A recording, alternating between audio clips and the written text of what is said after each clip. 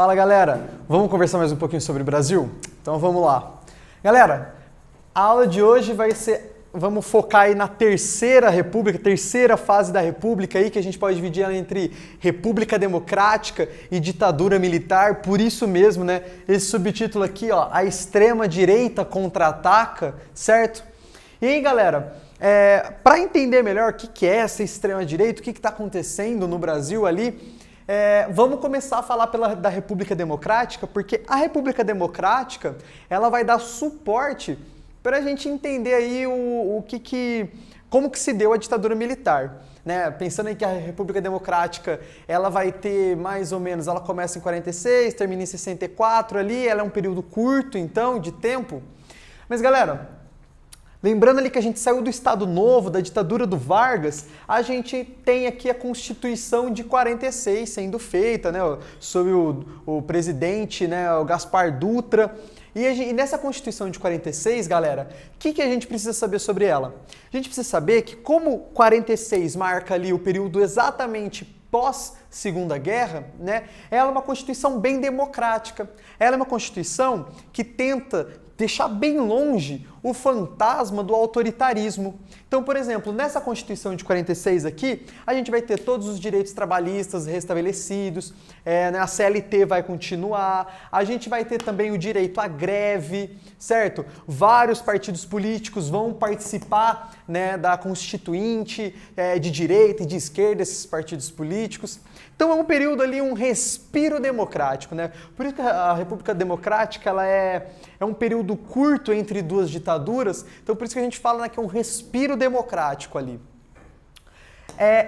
Em 46 também, pós-Segunda Guerra, a gente tem toda aquela carga que vem depois, que é aquela carga, aquela disputa ideológica da Guerra Fria, porque já é logo depois, né? Já se emenda ali, né? Os dois grandes vitoriosos da Segunda Guerra, a União Soviética e os Estados Unidos, já começam a disputar ideologias.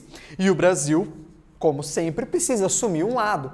E aí o Brasil vai pegar esse espírito anticomunista, uma vez que vai ficar do lado dos Estados Unidos, fortemente do lado dos Estados Unidos, né? Então a gente tem esse espírito anticomunista muito forte no Brasil. É aí que a gente começa, né? Não que já não tivesse antes, a gente vê que o Vargas caça ali, né?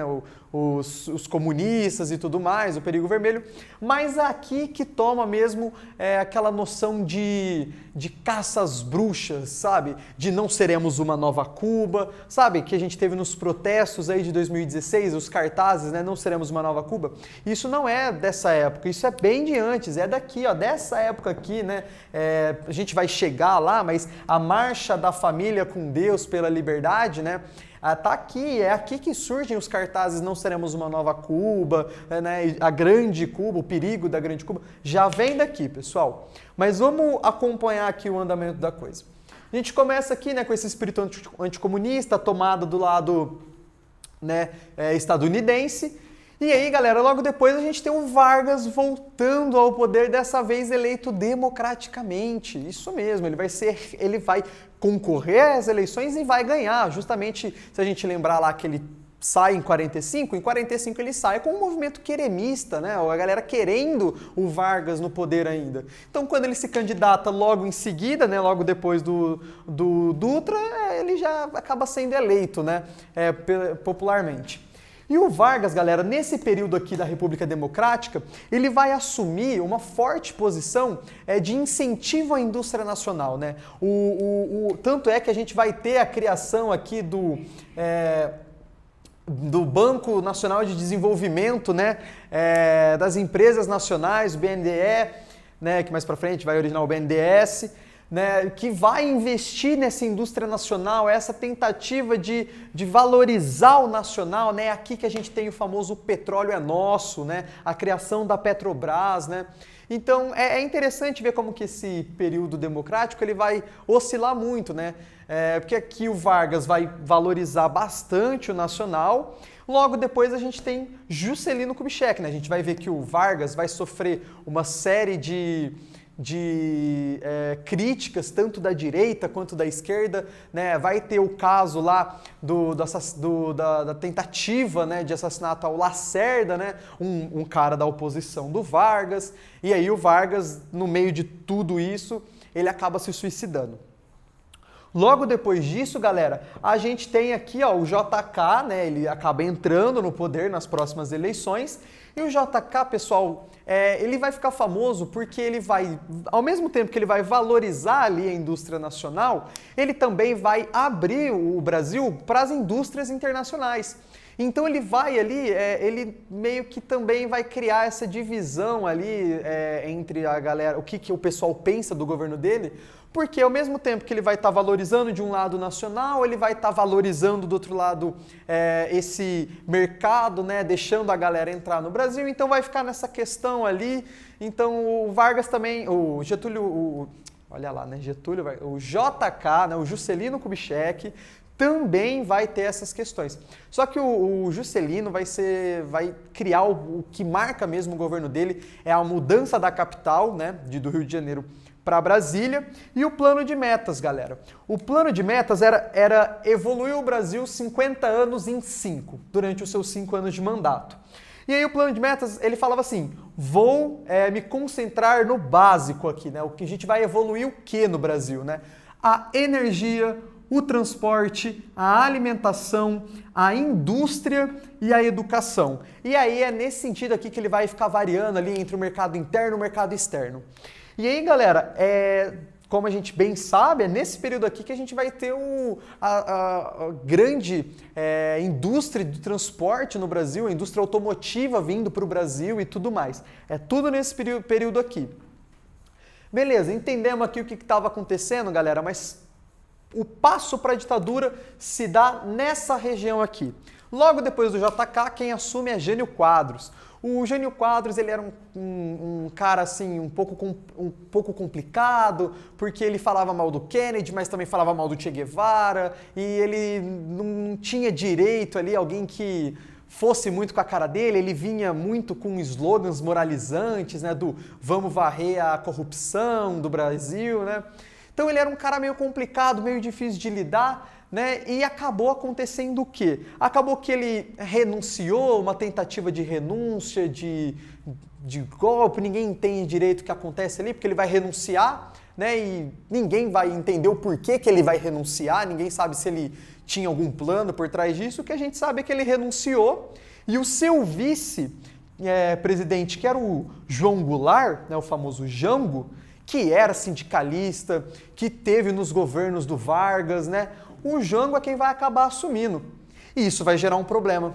Por que vai gerar um problema? Porque o Jango, como ele já tinha, né, ele já estava nos governos do Vargas, e ele tinha esse quê de populismo, e ele também tinha ele era um cara da esquerda, né, ele propunha reformas de base e tudo mais.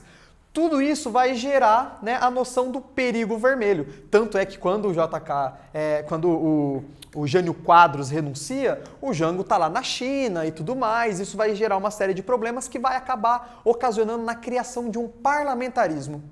Vamos deixar o Jango assumir? Não vamos deixar ele assumir? Então o que a gente vai fazer? Eles criam um parlamentarismo no Brasil para tentar limitar os poderes do Jango, certo? Então, para tentar lidar aí com esse perigo vermelho do Jango e tudo mais, a gente cria aí, né, o parlamentarismo. Então, é nesse período que o Brasil vai ter, de novo, um parlamentarismo para tentar limitar os poderes do presidente.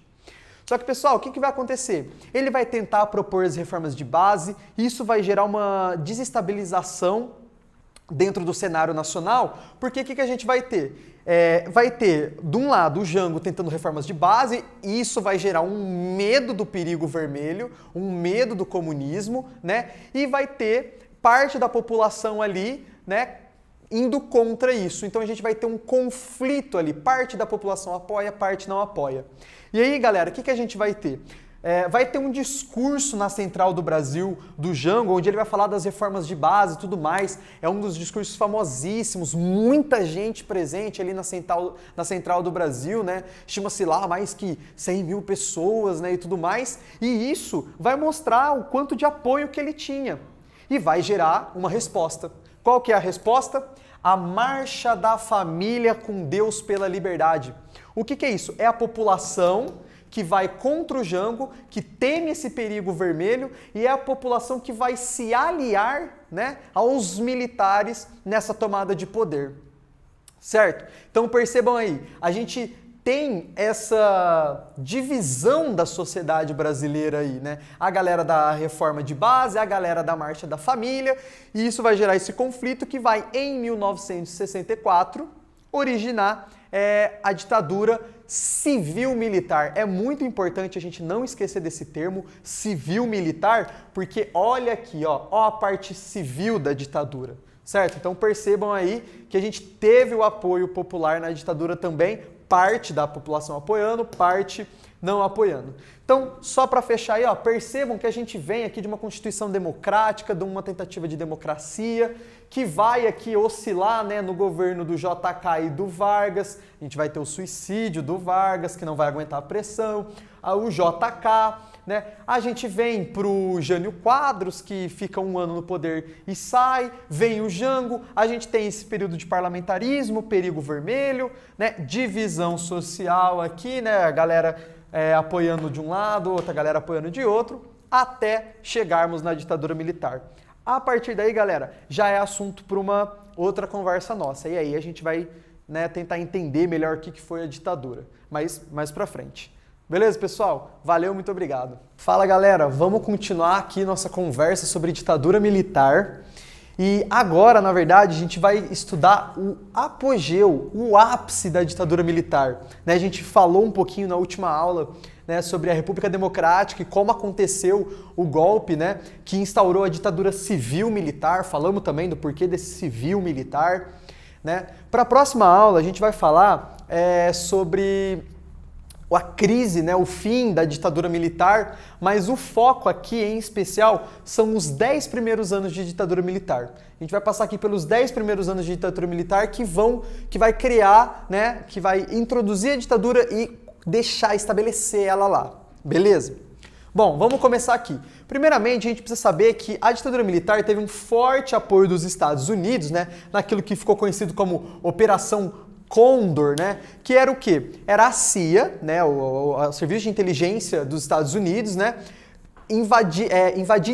Criando acordos com esses militares, né? Com as ditaduras da América Latina, né? Com a ditadura do Chile, da Argentina, do Brasil, criando ali, né, uma rede onde os Estados Unidos colaborava com essas ditaduras para evitar problemas, né, e para eliminar, né, o perigo vermelho, líderes comunistas, líderes da esquerda e tudo mais. Então, os Estados Unidos ofereceu suporte, apoio, né, através da Operação Condor nessas ditaduras. Beleza? Então temos claro esse primeiro ponto. O segundo ponto é que a ditadura militar no Brasil, ela teve, né, esse contraste entre duas linhas de militares. A gente tinha os militares de linha dura e os militares de linha moderada. Os de linha moderada, conhecidos também como Grupo da Sorbonne. Qual que era a diferença entre eles? O primeiro de tudo é que a galera da linha moderada queria instaurar uma ditadura que que durasse pouco, né? Que era só para resolver aquele cenário de instabilidade política, né?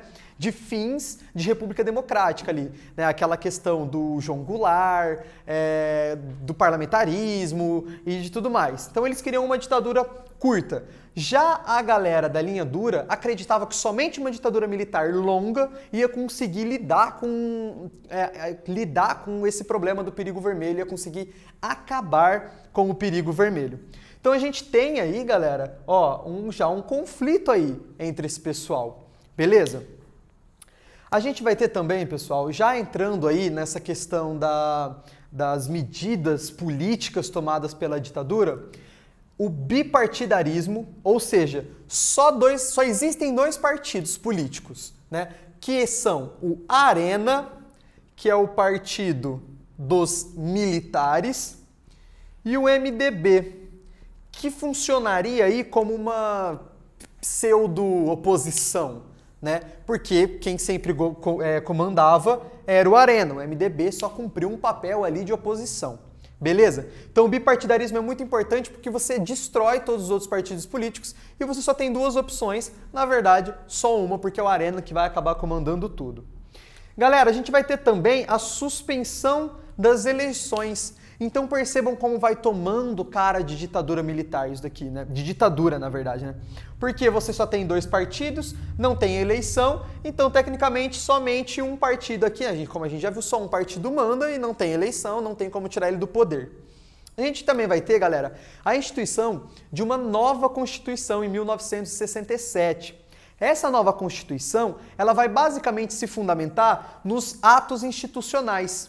O que são esses atos institucionais? São medidas, né, que os presidentes vão estabelecer para justamente dar a cara de ditadura, o tipo de governo que eles querem. Por exemplo, o bipartidarismo, ele vem do ato institucional número 2. Né? A suspensão das eleições também é proveniente de um ato institucional. Que essa Constituição de 1967 vai tirar aquela de 46 e essa de 67 vai dar justamente essa cara aí, né, com os atos, vai ter essa cara dos atos institucionais, beleza? Galera, 1968. 1968 é um período muito conturbado por todo o globo terrestre. A gente vai ter manifestações estudantis na França, nos Estados Unidos e no Brasil não seria diferente, porque vai ser um espírito que vai, né, o que a gente chama de Zeitgeist, é o espírito da época que vai dar esse tom de manifestações estudantis em vários lugares, né? Lá nos Estados Unidos a gente vai ter toda aquela questão dos movimentos sociais negros nos anos 60, contra a Guerra do Vietnã e tudo mais, e no Brasil nada mais justo, né, do que esses movimentos estudantis, né, que vão ser encabeçados ali, por exemplo, pela UNE, né, que é a União dos Estudantes aí.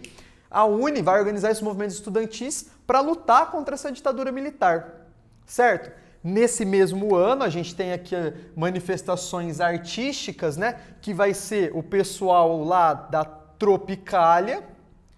O pessoal da Tropicália é quem vai comandar aqui essas manifestações artísticas do ano de 1968, justamente por meio daqueles festivais de música, né? Os palcos desses festivais vão virar cenário político, vocês entendem?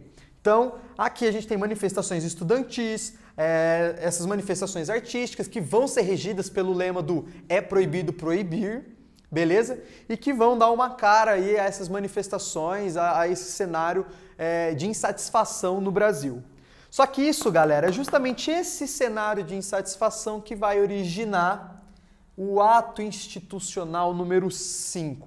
O pior deles, pessoal. Por que o pior deles? Porque é o ato institucional número 5 quem vai acabar com os direitos civis, que vai acabar com o habeas corpus, que vai dar o direito da polícia, da ditadura militar, te prender por qualquer razão, que você não vai ter mais o direito de protestar e de tudo isso que envolve, né, os direitos de um cidadão.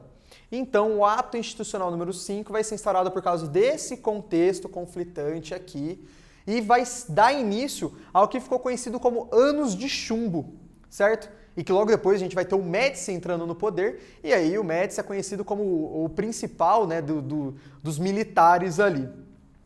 Só que, galera, os Anos de Chumbo vão coincidir com o milagre econômico. O que é esse milagre econômico? É uma época em que o PIB brasileiro está lá nas alturas, certo? Que vai originar obras faraônicas como Itaipu, né, uma obra positiva, mas vai originar também a Transamazônica, certo? Que é um problema ali, uma obra faraônica que nunca foi terminada, que não conseguiu trazer benefícios. Esse milagre econômico, galera, ele vai estar estampando, ele vai estar assim na frente do que atrás vai ser um movimento de pressão. Esse milagre econômico vai crescer o PIB, mas sobre uma pressão econômica que, como a gente vai ver, nos anos 70 e 80, vai transformar o Brasil, vai trazer para o Brasil uma inflação desenfreada, certo? Então, esse milagre econômico, ele funciona como uma capa para essa pressão econômica que vem logo atrás e que vai ser escancarada, de fato, com a crise do petróleo lá nos anos 70. Mas isso a gente vai ver lá na crise da ditadura. Aqui, por enquanto, o que vale é saber que esse milagre econômico ajudava o Brasil nisso daqui, ó, nesses slogans ufanistas, pessoal.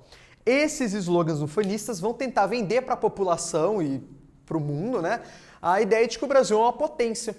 Afinal, o Brasil ganhou a Copa do Mundo de 1970 de futebol, ou seja, isso mostra, né, como o Brasil está ganhando grandes campeonatos esportivos, coisas que até então só as grandes potências conseguiam fazer. O Brasil está vivendo um milagre econômico em que o PIB está lá em cima, entendeu? O Brasil está fazendo grandes obras e tudo mais. Então isso vai originar slogans ufanistas, né, como Pra Frente Brasil, Brasil ame-o ou deixe-o, certo, pessoal? Então esse daqui é o cenário dos 10 primeiros anos de ditadura, que é o auge, né? Chegamos aqui, né, essa época que é o auge da ditadura. A partir daí, galera, a partir de 74, né, com o Geisel e tudo mais, que a gente vai ter a abertura lenta, gradual e segura, mas isso vai ficar para uma próxima conversa. Beleza, pessoal? Muito obrigado e até mais. Fala, galera! Vamos terminar nossa conversa então sobre ditadura. E para terminar essa conversa sobre ditadura, a gente precisa, na verdade, falar sobre todo o processo de crise da ditadura. Então vamos começar. Galera, em 74, lá com o Geisel, ele vai propor a abertura política, né, a volta à democracia, só que essa volta à democracia ela teria que ser lenta, gradual e segura. Ou seja, né, eles vão reabrir politicamente tudo, mas com calma, bem devagar, né? Bem devagar mesmo no caso aqui, porque vai demorar 10 anos, por exemplo. Mas essa reabertura, né, lenta, gradual e segura é para evitar, né, qualquer golpe comunista ou tudo mais. Beleza, galera? Aí, durante o governo do Geisel, a gente vai ter aqui, ó, dois fatos importantes, que é a Lei Falcão e o Pacote de Abril. Galera, a Lei Falcão, ela vai proibir, né, ela vai, na verdade, restringir, né, o horário político, beleza? Ela vai restringir, o candidato não vai ter oportunidade de falar, só vai aparecer uma ficha técnica dele, certo? Além disso, a gente tem aqui no Pacote de Abril, né, que é a criação do senador biônico, né? Ou seja, esse senador indicado pelo presidente, e esse senador tem poderes de agir sobre as situações e tudo mais, e ele vai ser indicado pelo presidente, né? Pelo militar que estiver comandando.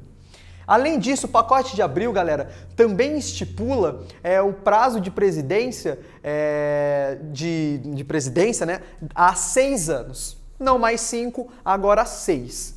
Beleza, pessoal? Então, Lei Falcão e Pacote de Abril, né, serão feitos durante o governo do Geisel.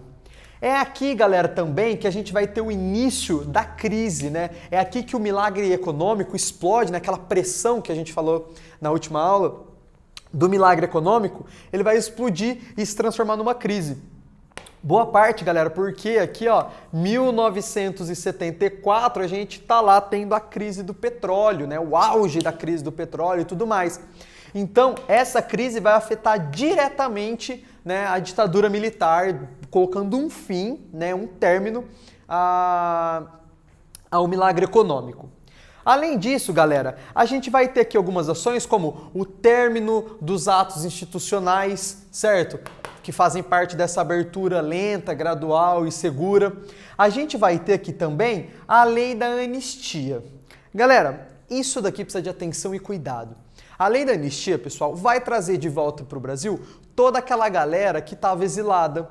Vai dar anistia a todos os guerrilheiros, a galera da esquerda que foi presa por serem de esquerda e tudo mais.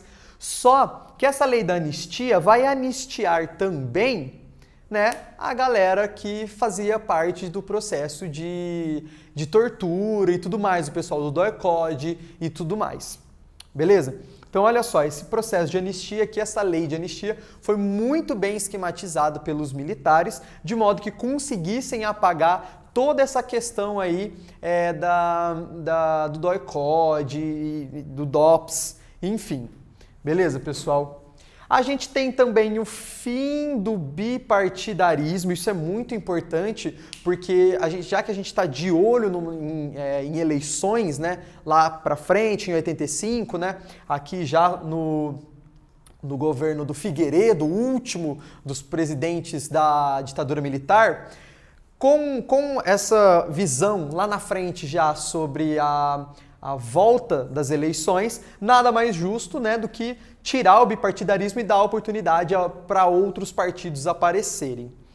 E aí, galera, com isso, a gente tem a emenda Dante de Oliveira, né, que é a emenda que constituía, né, as eleições diretas, né? Ou seja, essa emenda vai ser feita no cenário político e é do cenário político que vai nascer o movimento das diretas já, galera. Ele vem do político pro popular. Percebam, ele nasce aqui, ó, na emenda Dante de Oliveira e é aí que ele vira um movimento das diretas já. Isso é muito interessante de notar.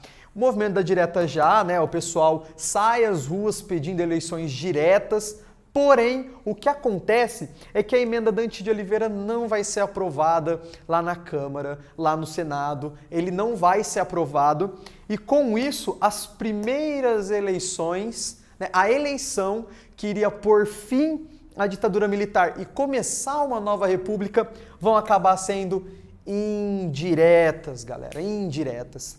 E aí, sobre essas eleições, a gente vai ter aqui, galera, ó, Paulo Maluf, certo? Paulo Maluf, uma figura já carimbada aí dentro do cenário nacional e tudo mais, né? Aqui concorrendo pelo PSD, que é o grupo, o partido político que vai nascer do Arena. O Arena, partido militar, vai originar o PSD contra, galera, Tancredo Neves, né? Tancredo Neves, esse representante do PMDB, também que vem do bipartidarismo, o MDB. Galera, essa eleição aqui se dá porque são os dois partidos, né, que já estavam feitos, já estavam melhor integrados e tudo mais. Então a gente tem essa eleição aqui, a gente bem sabe, né, que o Tancredo Neves é quem acaba ganhando, mas ele morre antes, né? Na verdade, ele vai ser internado antes da posse, e aí no dia da posse ele ainda está vivo, mas quem acaba assumindo, quem vai na cerimônia de posse, é o seu vice Sarney, né? O José Sarney. José Sarney. Então é ele quem vai na cerimônia de posse e fica um tempo como um presidente interino, até que o Tancredo Neves acaba morrendo mesmo, um mês depois, e o José Sarney assume de vez. O que é interessante notar é que isso vai gerar um receio monumental na população, porque o Sarney, ele tinha saído do partido do PSD. Isso vai gerar um problema aí, né? A galera vai ficar receosa sobre como que vai ser esse governo do Sarney, um medo de voltar à ditadura e tudo mais. Mas o governo do Sarney vai ficar para uma próxima conversa, pessoal. Beleza? Então até a próxima.